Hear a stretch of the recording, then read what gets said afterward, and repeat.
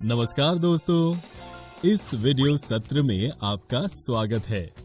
इस सत्र में हम जिस विषय को सीखने जा रहे हैं वह है संतृप्त और असंतृप्त कार्बन यौगिक, saturated and unsaturated carbon compounds.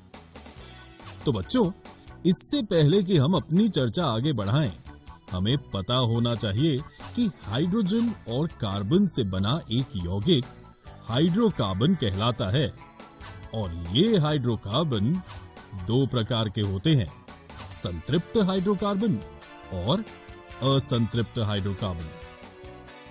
बच्चों, सबसे पहले हम संतृप्त हाइड्रोकार्बन के बारे में चर्चा करेंगे।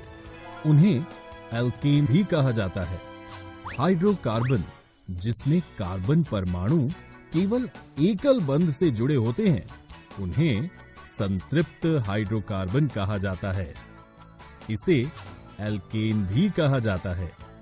इस प्रकार हाइड्रोकार्बन जैसे मीथेन, ईथेन, प्रोपेन और ब्यूटेन को एल्केन कहते हैं। इन सभी संतृप्त हाइड्रोकार्बन के नाम एन के साथ समाप्त होते हैं।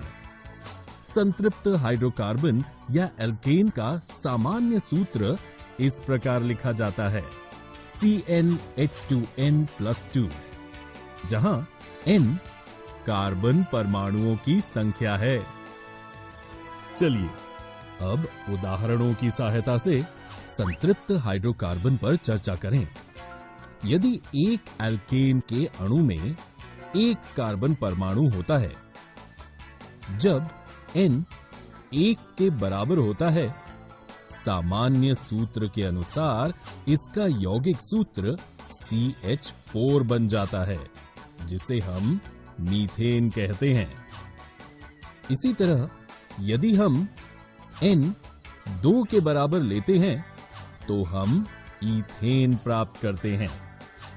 ये संतृप्त हाइड्रोकार्बन रासायनिक रूप से बहुत अभिक्रियाशील नहीं होते हैं, यानी ये काफी कम अभिक्रियाशील होते हैं।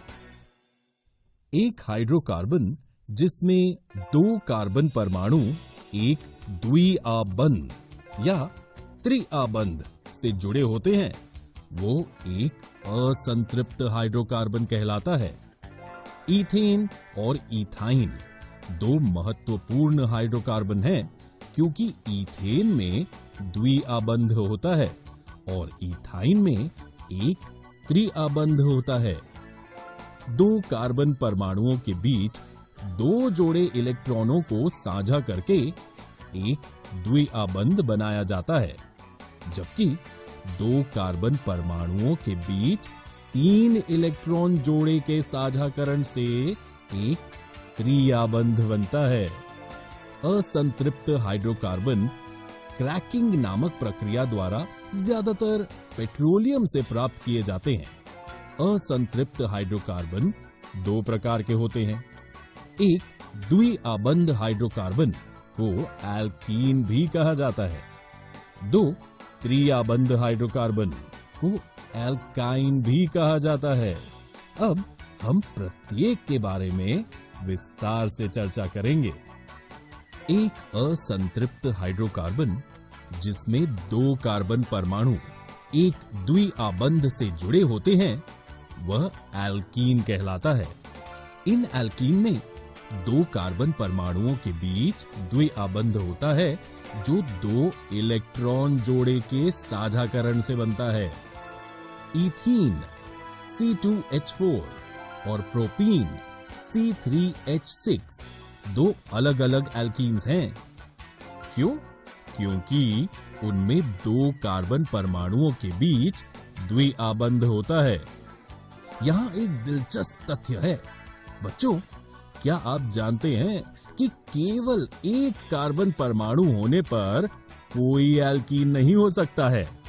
एक एल्कीन का सामान्य सूत्र CnH2n है, जहां N उस अणु में कार्बन परमाणुओं की संख्या है। चलो एक उदाहरण लेते हैं।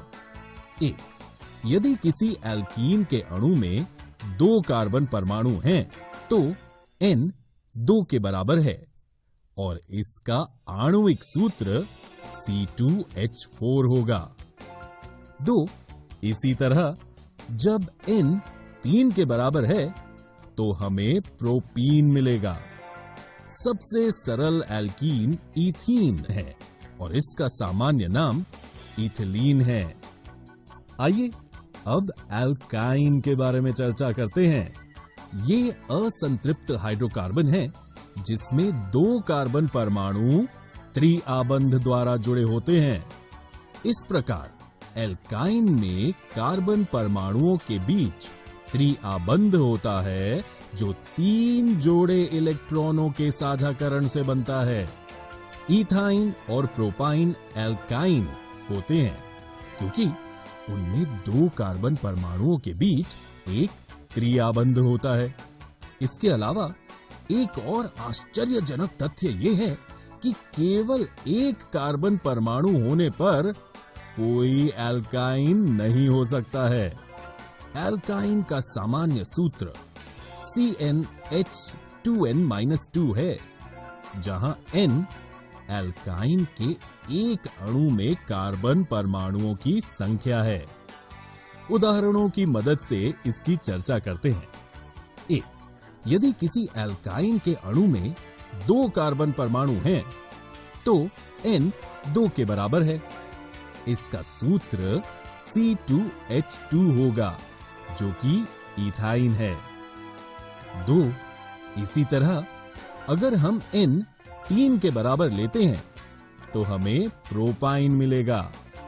सबसे सरल एल्काइन इथाइन है जिसका सूत्र C2H2 है और इसका सामान्य नाम एसिटिलीन है। साथ ही बच्चों, आपको पता होना चाहिए कि संतृप्त हाइड्रोकार्बन की तुलना में असंतृप्त हाइड्रोकार्बन अधिक अभिक्रियाशील होते हैं। दूसरे शब्दों में एल्कीन और एल्काइन एल्केन की तुलना में रासायनिक रूप से अधिक अभिक्रियाशील हैं। 2 कार्बन वाले एल्केन को इथेन कहा जाता है। 2 कार्बन वाले एल्कीन को इथीन कहा जाता है और 2 कार्बन परमाणुओं वाले एल्काइन को इथाइन कहा जाता है। ये सभी यौगिक सहसंयोजक अणु हैं जो विभिन्न परमाणुओं के बीच इलेक्ट्रॉनों के साझाकरण से बनते हैं।